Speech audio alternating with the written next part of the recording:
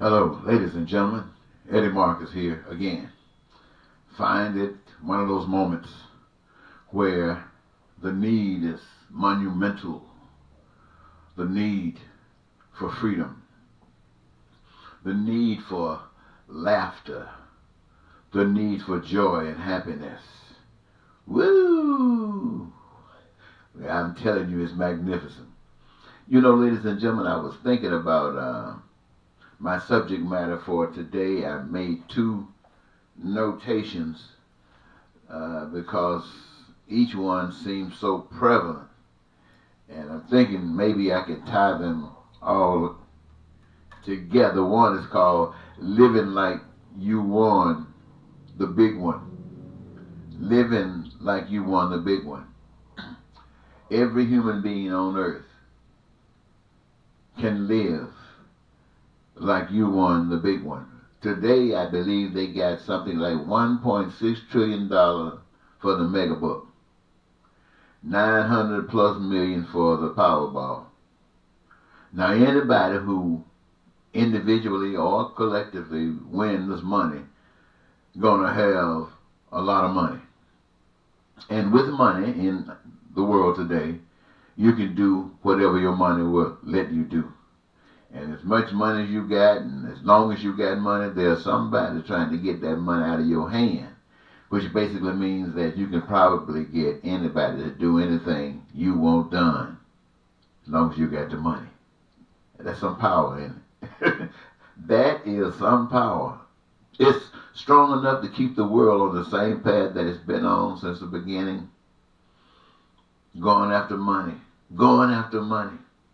Well, anyway, that was one title. The other title I was going to use was Humans' God is Money. Ooh, they kind of tied in, huh? Because they say, I just said it, with the money. So what other heaven can there be for those who have never seen another heaven? They heard about it. They heard people talk about it. But they never saw it at work. So to them, it's sort of like Santa Claus. A promise that some mystical figure with a big beard, a red suit, and reindeers floating through there is going to come true. All at the same time, knowing the true deal of what's really going on. And yet observing the story being continuously perpetuated, knowing the outcome. And so they look at this thing about God. Where is it at? It's just a talk.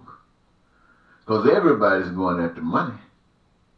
And anybody that stood up for God didn't live too long. They took him out. So why should I, the people say, be looking for some God and some love? Money might not buy you love, but it'll get a good imitation. So I'm going to see how am I going to tie these things up as I talk to you, ladies and gentlemen. You know, I think about the caravans. You know, the caravans of people coming from South America, Central America, coming up down through those ways. They say the message is that they headed for the United States border. Women and children, old men, and some of them perhaps are just losers. And they're coming to the USA, a nation that they have heard had compassion for folks. A nation that had moral values, a nation that understood life, respected life, and would respect theirs. When I was growing up, I was taught that this was godly. People raised me like this, so you know how I feel. But this caravan is running from what some call the devil. They're running from murderers and rapists and robbers and butchers. They're running from misguided people like you and I. They're running from misguided governments. But what will they find at the American border? Not caring humans. They will be met by what some call the devil. Not here, they say. Take your religion, take your race, take your ignorance and your stupidity back to where you come. We only want the best. Wow. Wow. This at a time when another storm is on America's path. A storm that might be literally able to destroy parts of Texas and other parts of that coastal area, and the lives of thousands. And then there will be thousands on their knees praying to God for support. Deliver them from this storm. Deliver them from this devil. They, like the caravan, are turning to what they hope is help. Now, who is it amongst the people that can go to one door and shut it to helping others, while at the other door begging for help themselves? What would a true power do? Think about that for a second. What would a true power do? Solomon, you heard that story.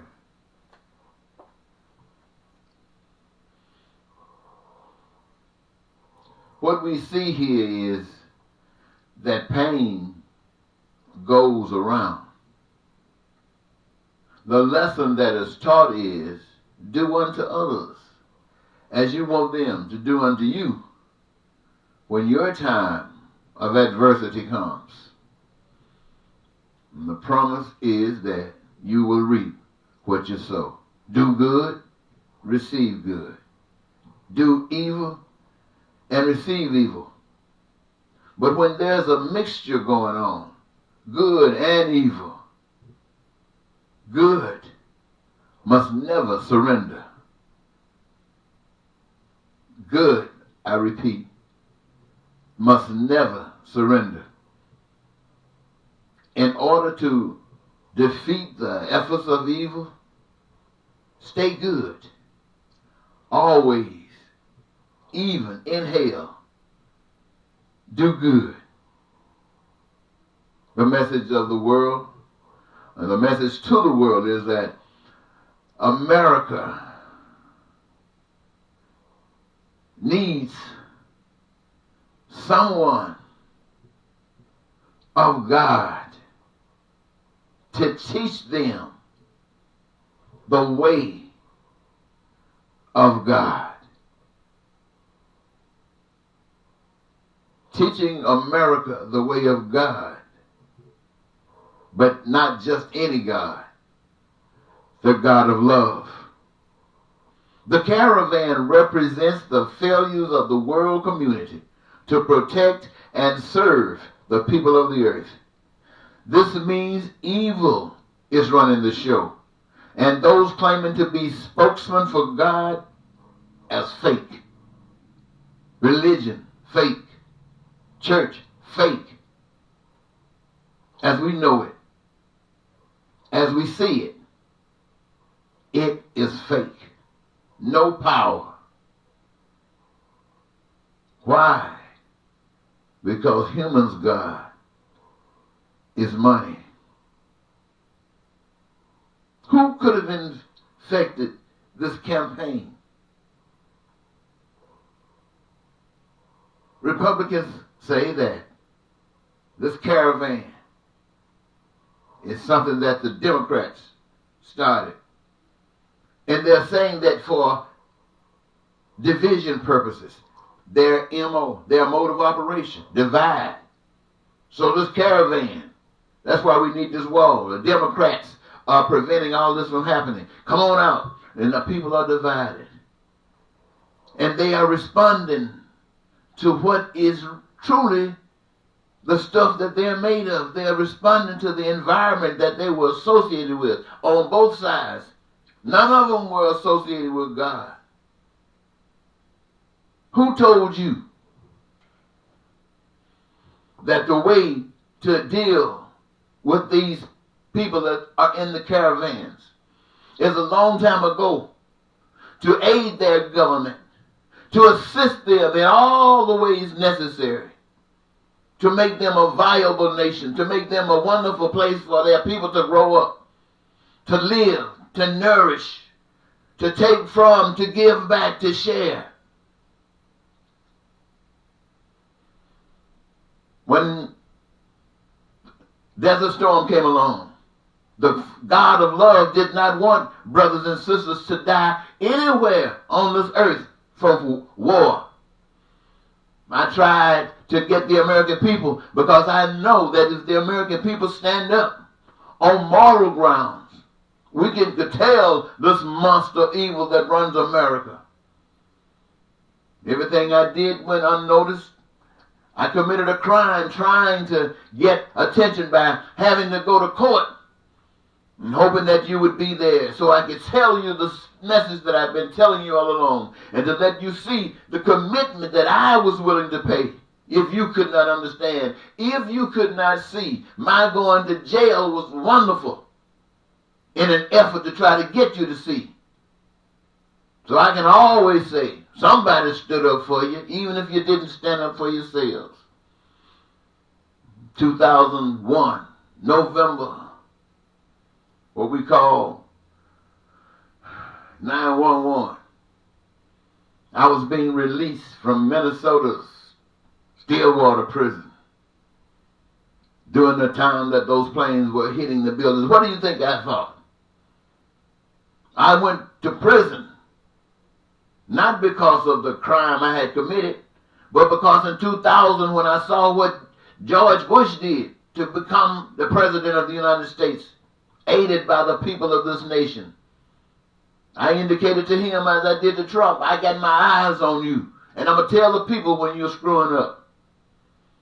That got me violated. That's why I went to prison, and that's why September 11, 2001, I was being released. I'm thinking to myself, if you had listened to me, if you had paid attention to what God is saying to the world, this would not have happened. But no, you go and following other people's chasing money. Chasing money, that's all it is. Power. And that happened. And so when Trump came into office, I told you I was going to keep you informed about God's way in contrast to what Trump is trying to teach the people. Yes, my friends. And that's why I'm telling you today that this is a great moment in time. A great moment in time. When you see ex-candidates for the position of President of the United States from the Republican Party stand up and dehumanize Trump, who didn't need too much help. And then Trump retaliate back. And the world is listening. All of America is listening. And now they are blood buddies, kissing each other, playing the game right before your very eyes. Whatever I want, you play with me, I play with you. Well, I need some, so let's play. And they are playing, and right before your face, you think something is happening for you. These people are making a fool of themselves because they're exposing just who they are. And they are being drawn and suckered to fools that empower them. But I come to tell you, ladies and gentlemen, about a God that caravan that's coming, running from that danger, that storm that's coming to people on the coast. Everybody looking for survival. Everybody's looking for relief. Some are closing the door. You can't get it here. While begging for relief from God. How can you go on your knees and ask God to let the storms go by, to not hurt your house, your property, your friends and your neighbors, your community? Don't destroy your community. And please don't take anybody's life. How can you get on your knees and ask God to grant you that prayer, while at the same time there are others that's running from the same kind of viciousness that you're trying to dodge? And they come to you, who they have heard that you had a God, the same God that you are praying to. They heard that you prayed to a God. They heard that you believed in that God. They heard that you acted like that God. And you shut the door in their face. What is the message that they get out of that? That whatever God you serve is just like the God that they're running from, the devil. And you shut in, maybe behind your wall, thinking that you somebody. I'm here to remind you, ladies and gentlemen, that actions like that is the actions of people that are nobody in the sight of righteousness. They are nobody in the sight of those people who you shut the door on. In the sight of those people who you separated their children from their parents. In the sight of the world who wouldn't dare do that.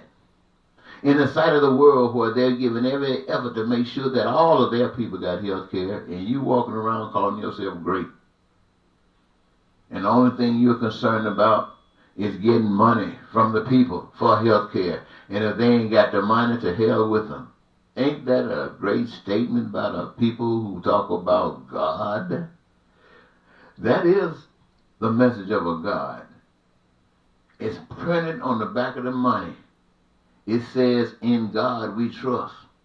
I know everybody, when they saw that, when they heard that, they thought that that reference had to do with the God of creation. No. That was a stamp on the back of that piece of paper. In God we trust. And it's not even talking about the money. It's talking about who's behind the money. That's God. The money's the bait. And that has nothing to do with love. It has nothing to do with peace and prosperity and happiness and joy of life for everybody. It has nothing to do with your dreams coming true.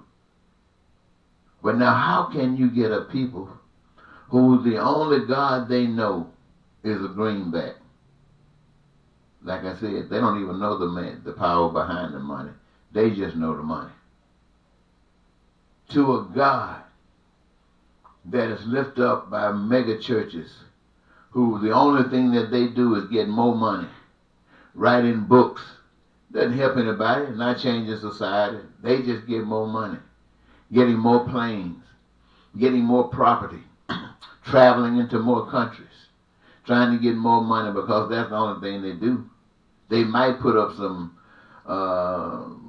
Goodwill centers where they take clothes that their congregation hand down and so give that as God's gift. And when you take a person who had nothing, them hand-me-down clothes, there's some good God. And I'm telling you, it might sound strange to a person who had no problem having stuff. But when you've been raggedy all your life, yeah, some old raggedy Jordans look mighty good on some old rusted feet.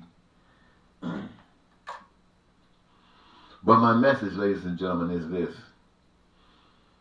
Not a single soul has got to exist on this earth going through any kind of struggles.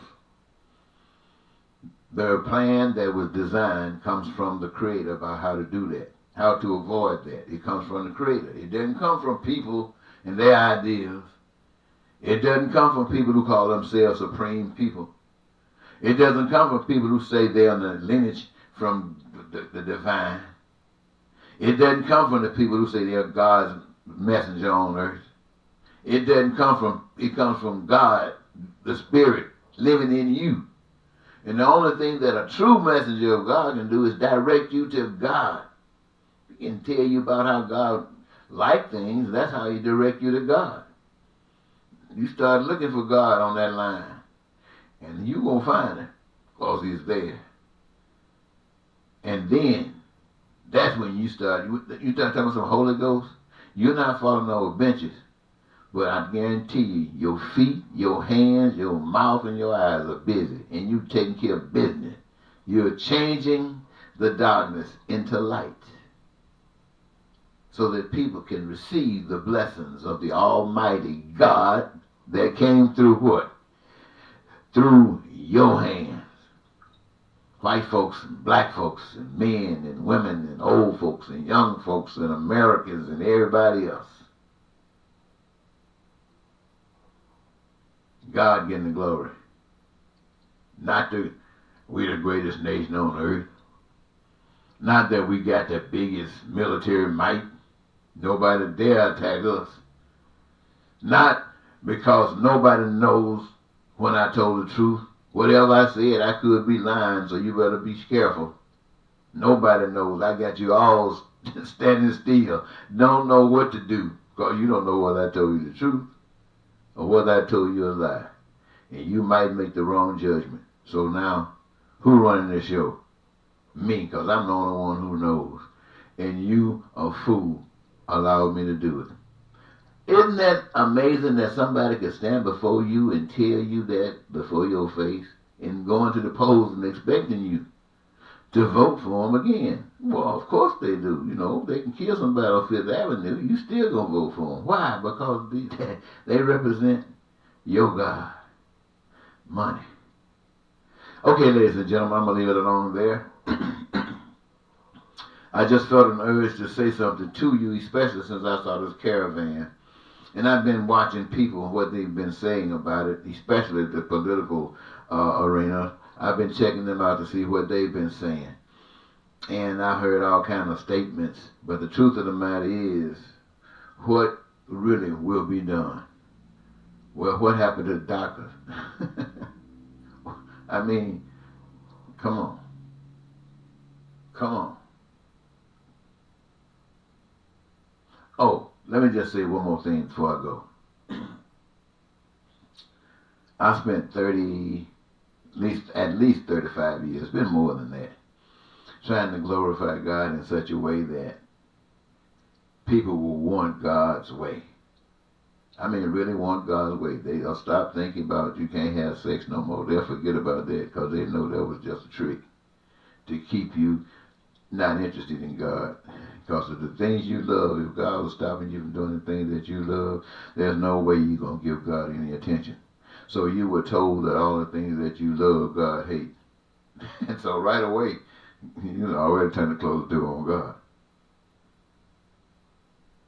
But what I want to say to you is this.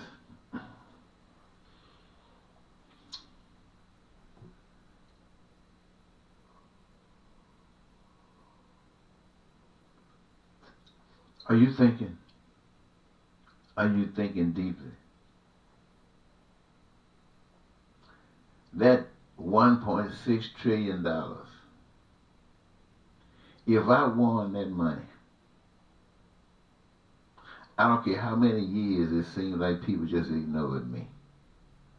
Man, I'd have God plastered all over this country. And in 2 months, the state of Minnesota, man, I'm telling you. Now, that doesn't mean that people would change. That doesn't mean that people would even consider me for office. But it means one thing. It means God would have gotten a facelift.